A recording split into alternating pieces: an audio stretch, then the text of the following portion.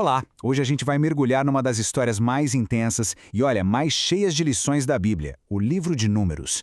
É uma jornada épica que fala sobre promessas, sobre fracassos e sobre o que acontece quando a fé é colocada à prova no meio do deserto. A ideia central do Livro de Números é essa: movimento. Não é uma história de um povo parado, de jeito nenhum. É a imagem de uma nação inteira em marcha, sabe? Um pessoal que acabou de sair da escravidão e agora está se movendo, passo a passo, na direção de um futuro prometido. É uma caminhada, tanto física quanto espiritual. E para a gente entender bem essa caminhada, vamos passar por 5 momentos-chave. Primeiro, a preparação do povo. Depois, o começo da jornada com todos os perrengues e reclamações. Aí vem a missão dos espias, que mudou tudo. Em seguida, a longa consequência disso no deserto. E, por fim, a grande lição de confiança que fica dessa história toda. Então, antes mesmo de dar o primeiro passo, era preciso ordem. A história começa ali, no pé do Monte Sinai. Não com uma multidão caótica, mas com um baita esforço para organizar essa nação inteira para a jornada da vida deles. E por que esse nome Números? Bom, é bem direto, por causa de 2 grandes contagens, 2 censos que acontecem no livro. E contar essa gente toda não era só burocracia, não. Era um jeito de organizar o exército, as famílias, de dar um lugar e um propósito para todo mundo nessa grande aventura. Tenta imaginar a cena. Centenas de milhares de tendas espalhadas pelo deserto. Mas não era uma bagunça. Cada tribo tinha o seu lugar certinho, todas acampadas num padrão bem definido. E bem no centro de tudo ficava o tabernáculo, a tenda sagrada que era o símbolo da presença de Deus ali com eles. A própria organização já dizia tudo. Deus estava no meio do seu povo. E a gente está falando de muita, mas muita gente. O primeiro censo contou mais de 600 mil homens prontos para a guerra.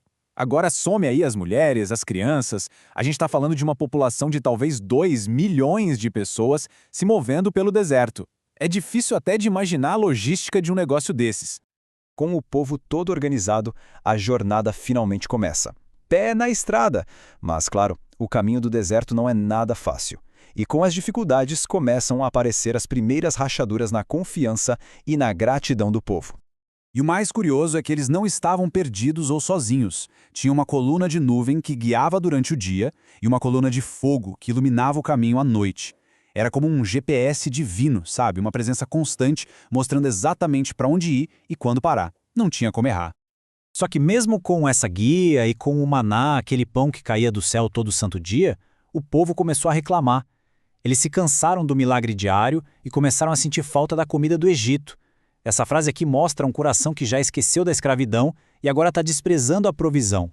A murmuração foi se espalhando que nem um veneno pelo acampamento. E no meio disso tudo estava Moisés. Imagina o peso nas costas dele. Ele tinha que ouvir as queixas, lidar com a frustração e carregar o fado de um povo ingrato. O livro de Números mostra esse lado bem humano, o custo enorme que a liderança tem em tempos de crise. E aí a gente chega num ponto que, nossa, muda o rumo de tudo.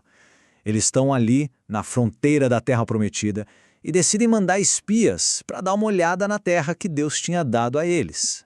O plano era simples. 12 líderes, um de cada tribo, entrariam escondidos em Canaã. A missão era observar a terra, os frutos, as cidades, o povo que morava lá e depois voltar com um relatório completo para todo mundo saber o que esperar. E é aqui que a história racha no meio. 10 dos espias voltam apavorados.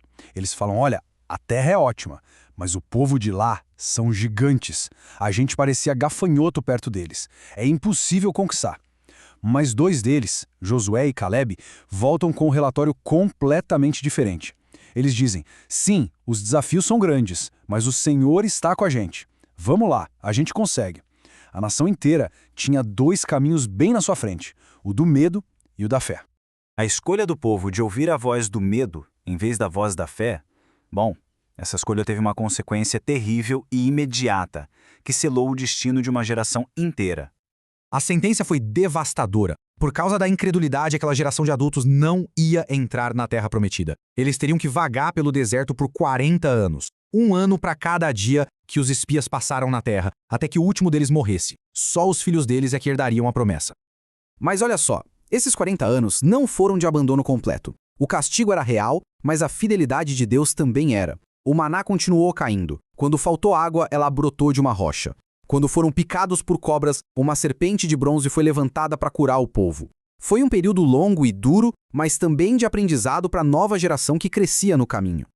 E assim, depois de 4 décadas, uma nova geração está ali, pronta, na mesma fronteira onde seus pais falharam. Então, o que essa jornada longa e dolorosa ensina pra gente? Qual é a mensagem final do livro de Números? As lições são, assim, muito fortes. Primeiro, fica claro que a confiança é o combustível para a gente seguir em frente. Segundo, que o medo e a desobediência não cancelam a promessa, mas causam desvios bem dolorosos. Terceiro, e isso é muito importante, a fidelidade de Deus não falha, mesmo quando a gente falha. Vimos também o preço da liderança e, por fim, a esperança de que a próxima geração pode e deve aprender com os erros da anterior. Sabe, tem uma frase do profeta Jeremias, escrita séculos depois, mas que parece que foi feita para resumir essa história toda. Ela diz que feliz é quem confia no Senhor, quem coloca sua esperança nele. É exatamente a lição de Números. A bênção está em confiar, não nas circunstâncias ou no gigante que a gente vê, mas no Senhor. Isso tudo nos deixa com uma pergunta para refletir. A história de Números é antiga, mas o tema é super atual. O que significa para a gente hoje confiar quando a jornada parece longa demais, os obstáculos parecem gigantes e o destino final ainda não dá para ver direito? A resposta para essa pergunta talvez seja o maior legado que esse livro nos deixa.